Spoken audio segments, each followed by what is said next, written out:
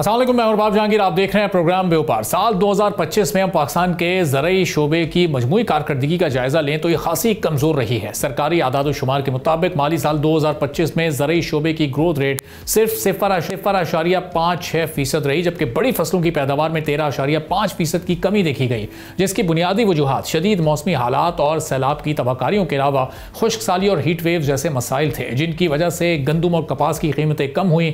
گندم کی پیداوار میں نمایاں کمی نے مجموعی ایگریکلچر گروتھ کو شدید متاثر کیا، جبکہ کپاس کی پیداوار میں 19% کمی دیکھنے میں آئی، جس کی وجہ کیڑوں کے حملے اور پانی کی قلت بتائی جاتی ہے۔ اب شدید موسمی حالات کی وجہ سے کھاد کی فروخت میں بھی 17 سے 20% کمی رہی، جبکہ ٹریکٹرز کی فروخت میں 60% کمی اس بات کی عکاس ہے کہ کسانوں کی آمدن شدید دباؤ کا شکار رہی ہے۔ IMF پروگرام کے باعث حکومتی سبسڈیز محدود ہوئیں، جس سے زرعی لاگت میں اضافہ ہوا۔ اگرچہ چاول کی پیداوار میں 5% اضافہ ہوا، مگر عالمی منڈی میں کمپیریٹو قیمتوں اور انڈین باسمتی کی مارکیٹ میں موجودگی نے پاکستانی چاول کی فروخت کو دباؤ میں رکھا۔ اس کے ساتھ ویتنام کے چاول نے بھی عالمی مارکیٹ میں اپنا شیئر بڑھایا۔ ان سب فیکٹرز کے باعث پاکستانی چاول نے اگرچہ 2025 میں ایکسپورٹس میں $907 ملین کی سطح کو چھوا، لیکن مالی سال 2026 کے لیے ماہرین کو زیادہ پر امید دکھائی نہیں دے رہے۔ 2025 کے زرعی بجٹ میں صوبائی سطح پر 60 سے 70 ارب روپے کے مختص کیے گئے تھے، جن میں تحقیق کے علاوہ پاشی اور سبسڈیز کے ساتھ لائف سٹاک شامل تھے، لیکن پالیسی میں ایک بڑا گیپ بجٹ میں جدید مشینی نظام کی غیر موجودگی اور موسمیاتی تبدیلیوں کے لحاظ سے لچک کا نہ ہونا اور پوسٹ ہارویسٹ نقصانات پر خاطر خواہ توجہ نہ ہونا ایک بڑی غلطی تھی۔ اس کے باوجود سال 2025 میں کچھ پازیٹیوز بھی سامنے آئے ہیں، جن میں جدید ٹیکنالوجیز جیسے ڈرپ ایریگیشن کا استعمال، لیزر لیونگ اور ڈیجیٹل فارمنگ کو کام میں لانا ایک اچھا قدم تھا۔ اس کے محدود پیمانے پر AI کا استعمال پیداوار بڑھانے میں معاون رہا۔ پنجاب اور بلوچستان میں ریجنریٹو اور آرگینک فارمنگ کی طرف رجحان بڑھتا ہوا دیکھا گیا۔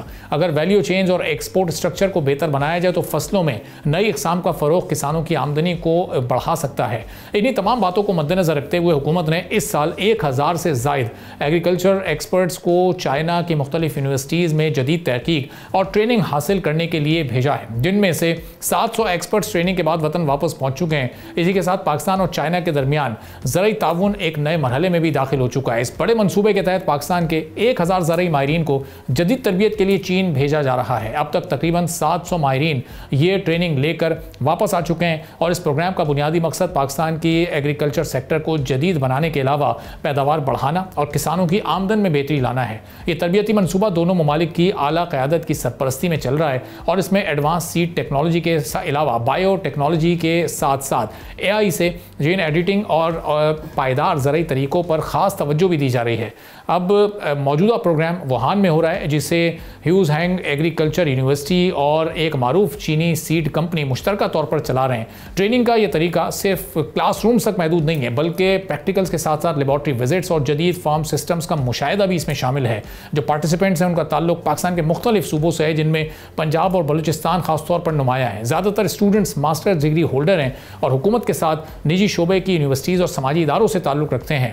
اس پروگرام میں خواتین کی شمولیت بھی ایک مثبت پیش رفت ہے۔ تجزیاتی طور پر اگر ہم جائزہ لیں تو یہ منصوبہ پاکستان کے لیے صرف ٹریننگ نہیں بلکہ ایک اسٹریٹجک انویسٹمنٹ ہو سکتی ہے۔ پاکستان کو اس وقت بیجوں کے معیار کے علاوہ موسمیاتی تبدیلی کے ساتھ پانی کی کمی اور کم پیداوار جیسے مسائل کا سامنا ہے، اور اگر یہ ٹرینڈ ایکسپرٹس پاکستان میں مؤثر انداز سے ٹیکنالوجی ٹرانسفر کریں تو زرعی پیداوار کے ساتھ فوڈ سیکیورٹی اور رورل اکنامکس میں نمایاں بہتری آ سکتی ہے۔ خاص طور پر بلوچستان کے پسماندہ علاقوں میں جدید بیج اور سمارٹ فارمنگ کسانوں کی زندگی بدل سکتی ہے۔ اوورآل یہ پروگرام پاکستان اور چائنا کے تعلقات کو مزید کتنا مضبوط بنا سکتا ہے، پاکستان کے زرعی سیکٹر میں سے کتنی بہتری آ سکتی ہے، 2025 میں جو پاکستان میں زرعی سیکٹر میں چند ایک پازیٹیوز ہوئے ہیں ان کو اور آگے کیسے بڑھایا جا سکتا ہے، اس پر ہم بات کریں گے۔ تیمور ملک صاحب فاؤنڈر ہیں Pakistan alliance for regenerative agriculture کے، ہمارے ساتھ موجود ہیں۔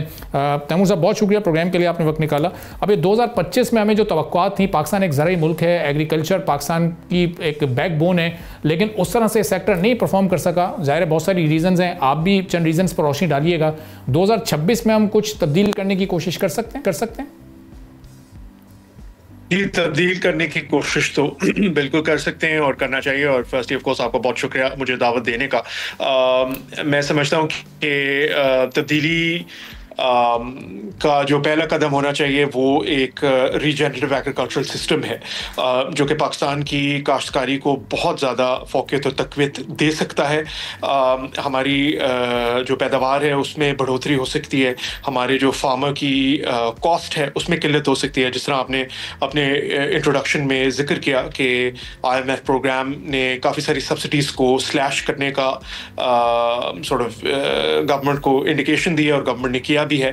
اور ایک طرح سے یہ ایک مثبت قدم بھی ہو سکتا ہے کیونکہ ہم اوور یوٹیلائز کر رہے ہیں, زیادہ استعمال کر رہے ہیں کچھ فرٹیلائزرس کو اور دیگر کیمیکلس کو جن کو ریڈیوس کیا جا سکتا ہے اگر ہم ایک کاشتکاری کا نظام بنائیں جو کہ ریجنریٹو ہو, جو زیادہ ایکولوجیکل ہو, زیادہ بایولوجیکل ہو.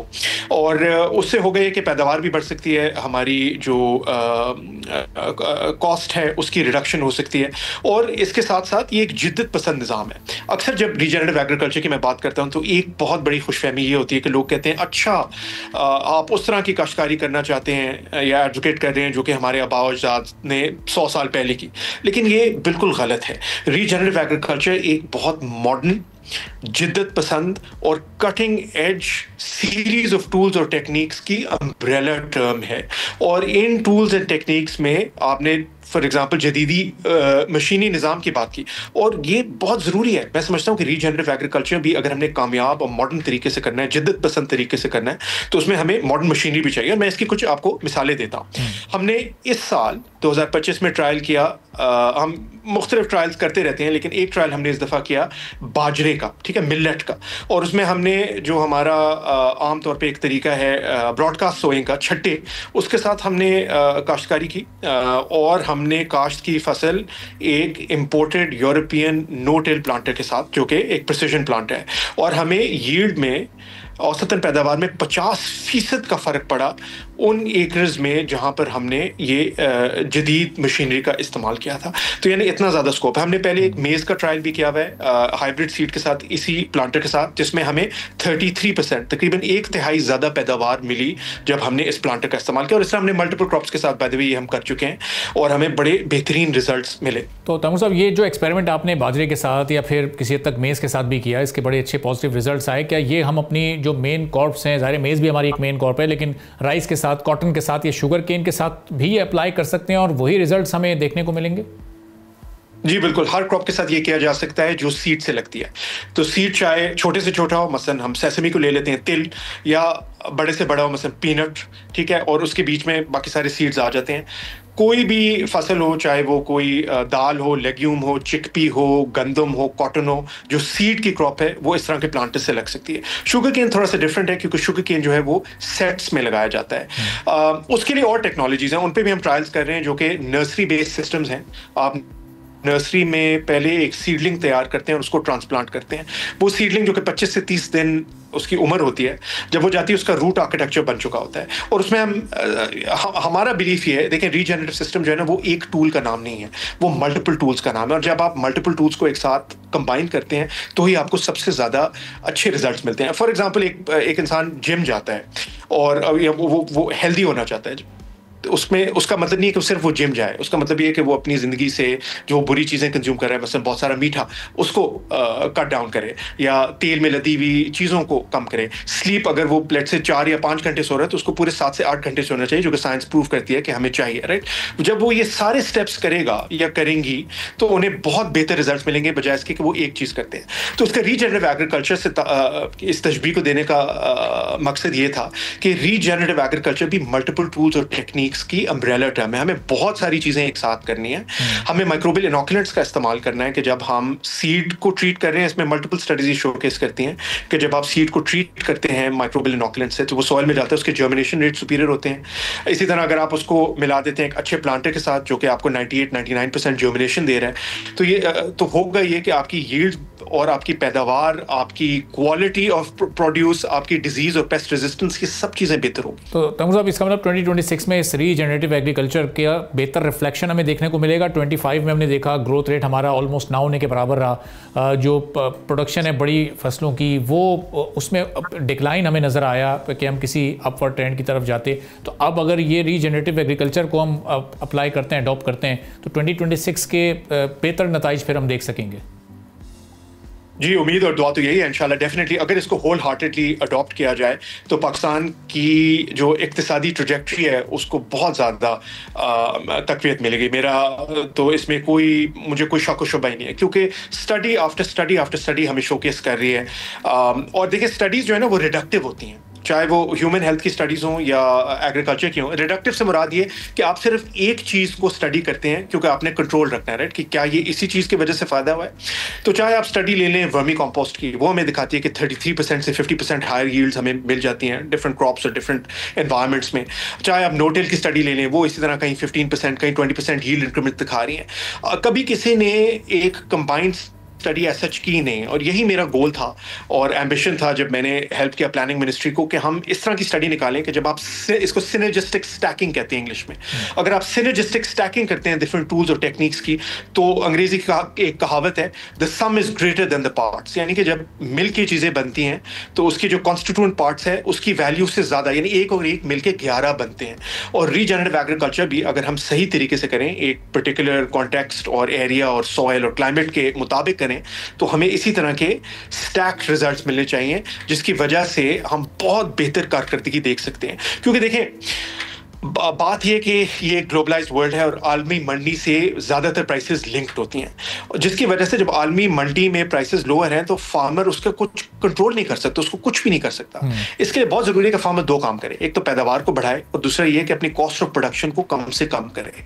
یہ 2 چیزیں جب کریں گے تو ہی فارمر ایک ریلیٹیولی بہتر صرف حال میں پایا جا سکتا ہے. لیکن of course having said that صرف یہ ضروری نہیں ہے, کیونکہ اگر سارے فارمر یہ اڈاپٹ کر دیتے ہیں اور ہماری اوور آل پیداوار بڑھ جاتی ہے تو پھر ہوگا یہ demand and supply basic economics 101 ہے کہ جب آپ کی پیداوار بڑھے گی اور سپلائی بڑھ جائے گی تو قیمتیں گر جائیں گی, تو اس میں پھر فارمر مشکل میں پڑ جاتا ہے.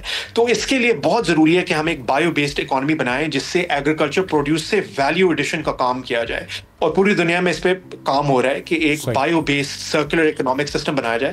تو وہ ایک نیکسٹ فیز ہے اوبیسلی, اور اس کے لیے اوبیسلی گورنمنٹ کو اور بہت سارے کام کرنے ہیں. ہمارے ایجوکیشن انسٹیٹیوشنز, ہمارے فریم ورکس, مائنڈ سیٹس, ان کو چینج کرنے کی ضرورت ہے. But at least for the time being اس کا پہلا قدم یہ ہے کہ ہم ایک ری جنریٹو ایگریکلچر سسٹم کی طرف جائیں. ٹھیک ہے, بہت بہت شکریہ تیمور ملک صاحب, founder Pakistan for regenerative agriculture, ہمارے ساتھ موجود تھے. گفتگو آپ نے سنی, ایک بریک لیتے ہیں, بریک کے بعد واپس آئیں گے, ایک اور اہم موضوع پر بات کریں گے. سبسکرائب کریں اور بیل دبائیں تاکہ کوئی خبر رہ نہ جائے.